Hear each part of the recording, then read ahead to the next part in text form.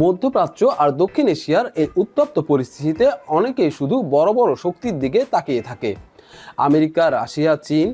কিন্তু আসল খেলা অনেক সময় চলে যায় অন্য জায়গায়। এমন দুটো দেশের মধ্যে যারা সরাসরি সবসময় সামনে থাকতে না চাইলেও ভেতরে ভেতরে অনেক বড় ভূমিকা রাখে। এই বড় দুটি দেশ হলো পাকিস্তান এবং তুর্কি।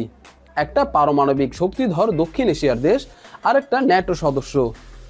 ইতিহাস আর কৌশলে ভরপুর এই দুই দেশের গল্পটা শুধু সামরিক শক্তির না, এটা বুদ্ধি, কৌশল আর সময়ের খেলা। প্রথমে আসি পাকিস্তানের দিকে। পাকিস্তান এমন একটা দেশ যার জন্ম থেকে যুদ্ধের সাথে পরিচয়। 1947 সালে বিভক্তির পর থেকেই তাদের সবচেয়ে বড় প্রতিদ্বন্দ্বী হয়ে ওঠে ইন্ডিয়া। আর সেই থেকে শুরু হয় একের পর এক সংঘর্ষ। 1947, 1965, তারপর 1971। এই তিনটা যুদ্ধ পাকিস্তানের ইতিহাস বদলে দেয়। বিশেষ করে 1971 সালের বাংলাদেশ লিবারেশন ওয়ার, যেখানে পাকিস্তান সবচেয়ে বড় ধাক্কা খায় আর জন্ম নেয় বাংলাদেশ। এরপরও থেমে থাকেনি উত্তেজনা। 1999 সালের কার্গিল সংঘর্ষ আবার প্রমাণ করে এই অঞ্চলে শান্তি খুবই ভঙ্গুর। কিন্তু যুদ্ধের পাশাপাশি পাকিস্তান গড়ে তোলে তাদের সবচেয়ে বড় শক্তি, তার সেনাবাহিনী। প্রায় 6.5 লাখ সক্রিয় সেনা, রিজার্ভ সহ 10 লাখেরও বেশি। এটা ছোট কিছু না। তাদের ট্যাঙ্ক, যুদ্ধবিমান, মিসাইল সব মিলিয়ে তারা একটি শক্তিশালী প্রতিরক্ষা ব্যবস্থা গড়ে তুলেছে। সবচেয়ে ভয়ঙ্কর অংশ হলো তাদের পারমাণবিক অস্ত্র। 150-এর বেশি নিউক্লিয়ার ওয়ারহেড আর শাহিন ঘুড়ি মিসাইল, যা দূরের টার্গেটকেও আঘাত হানতে পারে।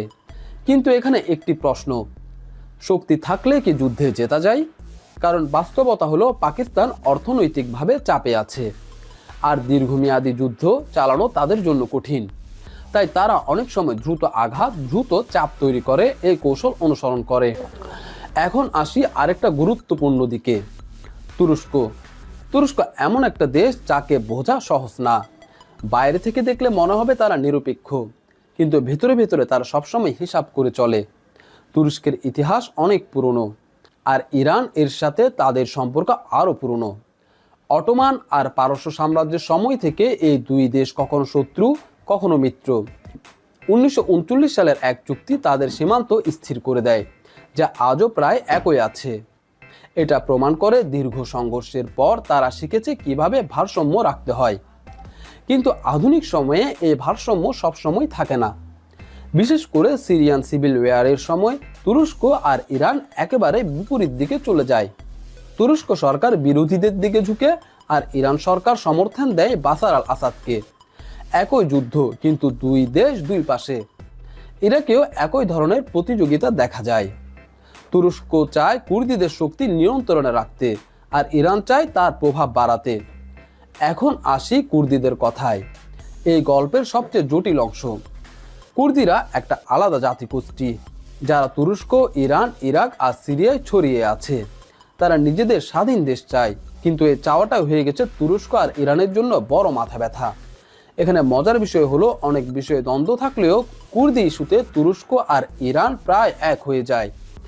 দুই দেশই চায় না কুর্দিদের আলাদা রাষ্ট্র হোক। এখন প্রশ্ন, তুরস্ক কি কখনো ইরানের সাথে মিলে আমেরিকার বিরুদ্ধে দাঁড়িয়েছে? উত্তর হলো না।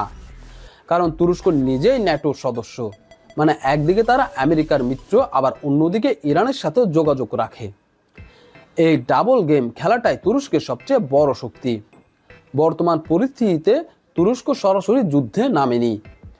তারা একদিকে শান্তি আলোচনায় ভূমিকা রাখছে, আবার নিজেদের সামরিক প্রস্তুতিও বাড়াচ্ছে। মানে তারা অপেক্ষা করছে সঠিক সময়ের। এখন যদি পুরো চিত্রটা একসাথে দেখি, পাকিস্তান একটি পারমাণবিক শক্তিধর দেশ। দ্রুত আঘাত হানার ক্ষমতা আছে, কিন্তু দীর্ঘ যুদ্ধের সীমাবদ্ধতা আছে।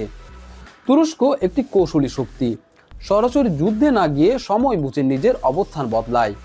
এখন বড় প্রশ্ন এখানেই, যদি এই অঞ্চলে বড় কোনো যুদ্ধ শুরু হয়, পাকিস্তান কি সরাসরি ঝাঁপিয়ে পড়বে? আর তুরস্ক কি শেষ মুহূর্তে গেম বদলে দেবে? কারণ ইতিহাস একটা জিনিস পরিষ্কার করে দিয়েছে, যুদ্ধ শুধু অস্ত্র দিয়ে জেতা যায় না। যুদ্ধ জেতা হয় কৌশল, সময় আর সিদ্ধান্ত দিয়ে। আর এই খেলায় পাকিস্তান ও তুরস্ক দুই দেশই এখনো তাদের শেষ চালটা দেয়নি।